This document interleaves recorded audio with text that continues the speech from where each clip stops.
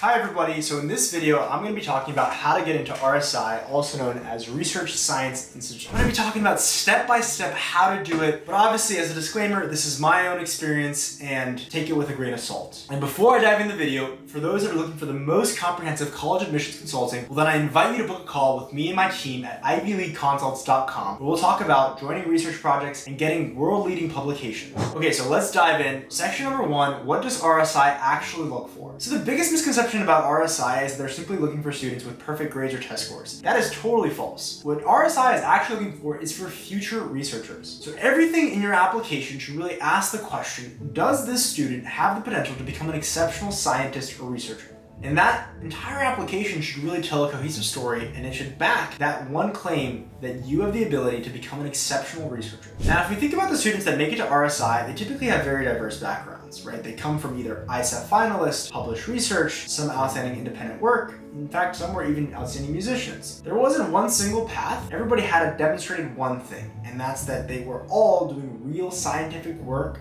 or excelling very good at what they were passionate about. Now, before we even consider applying for RSI, we have to think about what are the basic eligibility requirements for RSI. Now, there's several basic eligibility requirements for RSI. Now, number 1 is that you have to have strong academic performance. I mean, certainly, this is one of the top academic summer programs in the world, and so of course, it goes without saying that they do care a lot about academic performance. There are some baseline metrics that you have to have before you can even apply. And that is that you have to have exceptional math ability and a qualifying PSAT or ACT math score. So both of these are required, and there's a certain metric. For math, it's a 34 ACT, and for SAT, it's a 1740. You also have to be at least 16 years old and 11th grade to apply for this program. These requirements can vary slightly year by year, so always make sure to check the official website to double check this. So what is the next component of a complete application? Research should be the foundation. If I had to summarize a successful RSI application in one sentence, I would say research is a fundamental component. RSI is not looking for students who've simply enjoyed scientific classes, but students that have been in the lab and joined professors. So for example, take a student that has joined a lab and has been in that lab for 2 years. So let's say they've been in that lab since 9th grade all the way up until 11th grade at the time that they've applied. Let's say even that they've been able to publish 2 papers. That student has a significant shot at getting to RSI. Not only have they been in a lab for a significant period of time,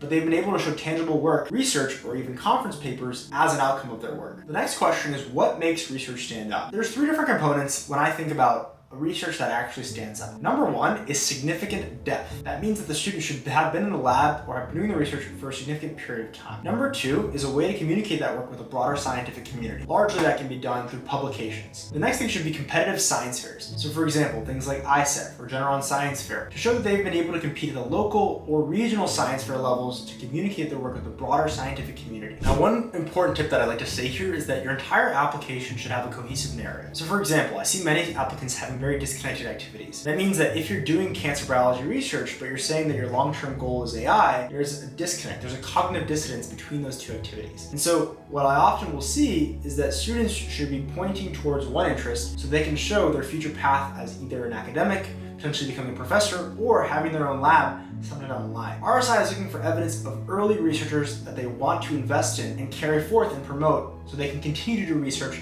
throughout their entire lives. During your essays, you'll have the ability to talk about your research, and you'll have the abilities to also have your recommenders support that research and talk about what sort of person you were in the lab. So that brings me very well into my next point, and that's recommendation letters are incredibly important. Ideally, you should have at least one of your recommendation letters come from a research mentor or somebody that has directly supervised you in the lab. To that, they should be able to describe your scientific curiosity, your independence, your creativity, and your specific contributions to all of these different papers. Now, the next thing that you should have in a really strong application is science competition and awards. So that means that you ideally should have competed in ISEF or science fairs or anything to show that you've been able to at least had some sort of preparation or rigorous scientific output. Now, there is a section during the RSI application that asks you to do things outside of STEM, right? So it'll ask you about extracurriculars or things kind of outside of RSI. So during this, you can include things like apps that you've built, nonprofits that you've been a part of, any leadership work specifically in your school, robotics, for example, FIRST Robotics or FRC, or any independent inventions or open source work that you've been able to be a part of. There's also a section where you'll write about non-STEM activities, and I would not ignore this. I would be really specific because RSI wants to intentionally ask this because they want curious people, not robots. So this is where we're talking about creative activities like music, athletics, entrepreneurship,